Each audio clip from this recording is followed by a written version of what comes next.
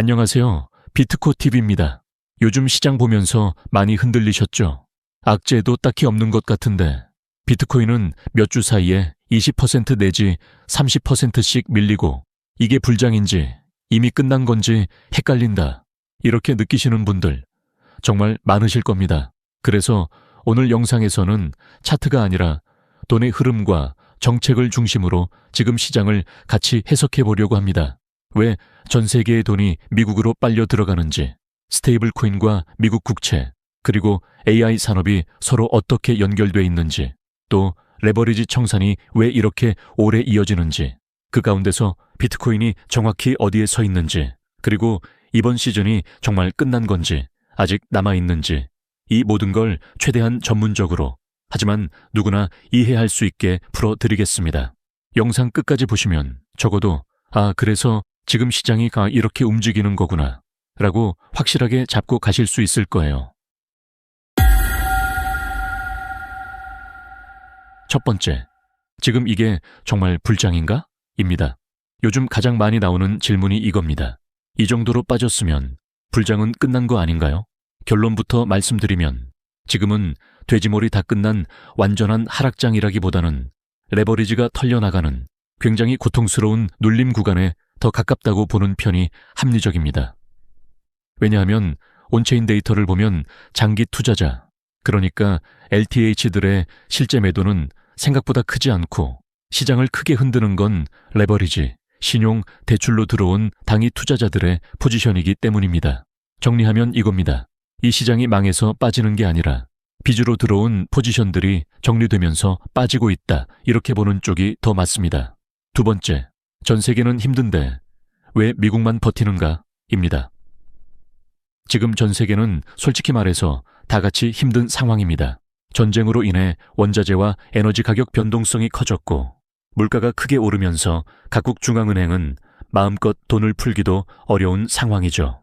여기에 고금리까지 겹치면서 기업과 가계의 이자 부담은 폭발하고 있습니다.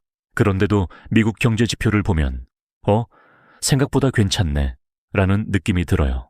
이게 단순히 운이 좋아서가 아니라 미국이 미리 설계해둔 돈 빨아들이는 구조가 지금 실제로 작동하고 있기 때문입니다. 세 번째, 미국의 숨은 전략은 전 세계의 부를 우리 시스템 안으로 끌어들인다입니다. 미국의 큰 전략은 사실 굉장히 단순합니다. 미래 성장 산업에 돈을 꼽기 위해 전 세계에서 자금을 끌어와라. 그럼 이걸 어떻게 하느냐? 도구는 크게 세 가지 정도로 볼 수 있습니다. 첫째, 높은 금리의 단기 국채입니다. 다른 나라들보다 훨씬 매력적인 금리를 주면서 글로벌 자금이 안전하게 쉴 곳은 결국 미국 국채다, 이렇게 만드는 거죠.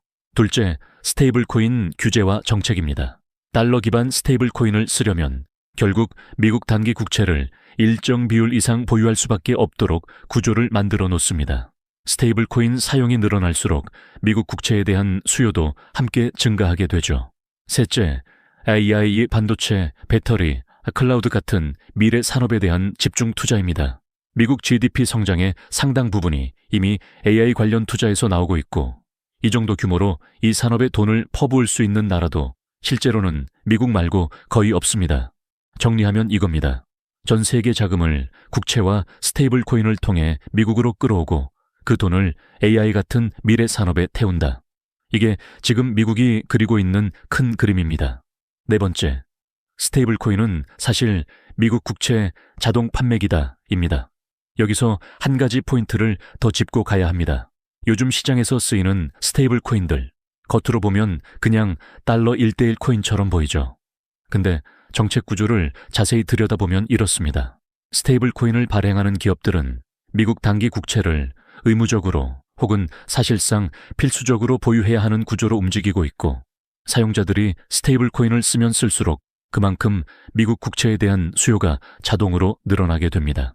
그래서 스테이블 코인은 글로벌 크립토 자금을 미국 국채 시스템 안으로 끌고 들어오는 빨대라고 보셔도 크게 틀리지 않습니다. 이 인프라가 커진다는 건 비트코인 입장에서도 의미가 큽니다. 스테이블 코인 인프라가 확장될수록 크립토 시장 전체의 정당성, 규모, 접근성이 함께 커지고 그 안에서 비트코인은 검열 저항, 디지털 골드라는 위치를 점점 더 단단하게 굳혀가고 있습니다. 다섯 번째, 유가, 그러니까 기름값이 왜 비트코인에 중요할까입니다.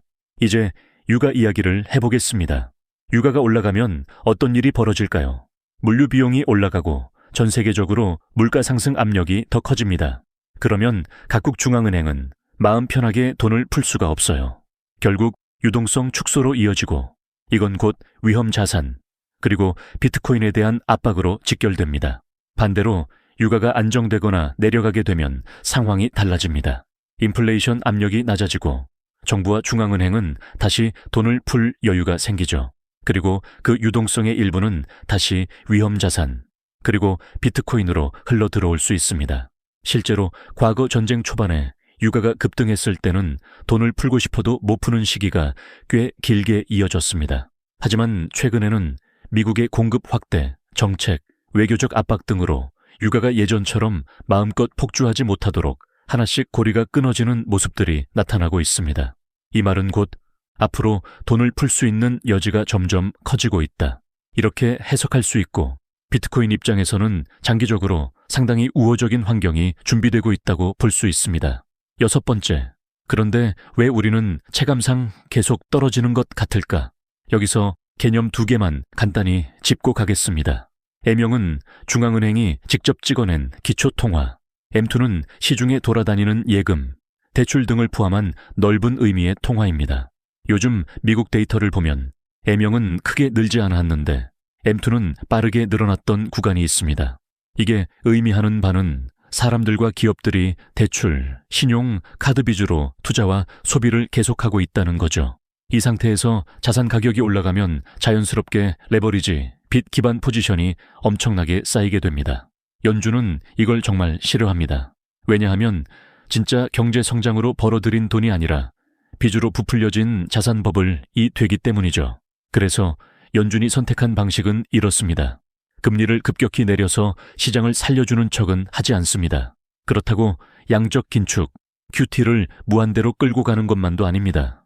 QT는 멈추되 시장이 완전히 무너지지 않을 정도로만 단기 유동성, 레포 창구를 열어두고 그 사이에 레버리지 포지션들이 하나둘씩 버티지 못하고 정리되도록 유도합니다. 정리하면 이겁니다. 경제는 살려두되 과도한 비투는 조용히 죽인다. 우리가 지금 체감하고 있는 지겹도록 긴 조정, 변동성, 꼬리 자르기들은 바로 이 과정에서 나오는 현상입니다.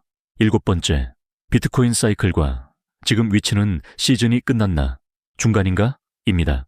이제 비트코인 자체 얘기로 들어가 보겠습니다. 비트코인은 전통적으로 반감기 전후를 기준으로 4년짜리 큰 사이클을 돌아왔습니다. 그 안에서 과열 구간, 깊은 조정, 긴 횡보, 그리고 재상승과 신고가 돌파까지 여러 단계가 반복되어 왔죠. 여기에 ETF 승인, 기관 자금 유입, 일부 국가는 국가 단위로 채택하고 기업들이 재무제표에 비트코인을 담는 움직임까지 나오면서 예전과는 조금 다른 패턴을 만들고 있지만 핵심은 크게 변하지 않았습니다. 장기 보유자들의 물량은 계속 묶여 있고 당이 투기 세력의 물량은 이런 조정 구간에서 꾸준히 털려나갑니다. 시간이 갈수록 실제로 시장에 나와서 팔릴 수 있는 진짜 매도 물량은 점점 줄어들고 있습니다. 그래서 지금의 하락과 조정을 시즌 종료라고 단정 짓기보다는 오히려 미래의 큰 상승을 위한 물량 재배치와 레버리지 정리 구간으로 보는 편이 데이터와 구조상 더 합리적입니다. 여덟 번째, 그럼 개인 투자자는 어떻게 생각해야 할까?입니다.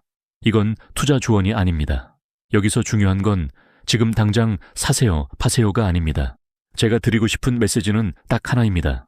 지금 시장에서 일어나는 일을 공포와 루머가 아니라 구조와 데이터로 이해하자입니다.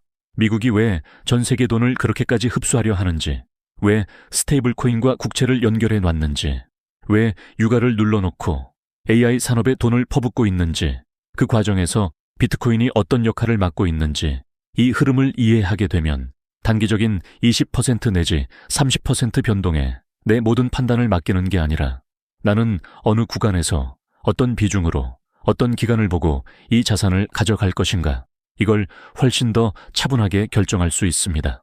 오늘 영상에서는 비트코인이 왜 지금 이렇게 흔들리고 있는지에 대한 거시적인 배경을 같이 짚어봤습니다. 차트 한 장, 지표 하나만 보고 끝났다, 망했다 라고 말하기에는 지금 시장 뒤에서 움직이는 돈과 정책의 흐름이 너무 거대합니다. 저는 앞으로도 단순히 단기 가격 예측 싸움에 매달리기보다는 연준과 유동성, 유가와 AI, 스테이블 코인과 국채 구조, 그리고 온체인 데이터와 비트코인 사이클까지 이 모든 것들을 계속 연결해서 여러분이 스스로 판단하실 수 있는 큰 그림을 드리는 역할을 하려고 합니다. 여기는 비트코TV였습니다. 오늘 영상이 도움이 되셨다면 좋아요와 구독, 알림 설정, 댓글 꼭 부탁드리고요. 제가 더 깊이 공부하고 더 많이 분석해서 앞으로도 더 좋은 인사이트로 보답드리겠습니다. 항상 여러분의 판단이 감정이 아니라 데이터와 구조 위에서 이루어지길 바라면서 저는 다음 영상에서 다시 뵙겠습니다. 감사합니다.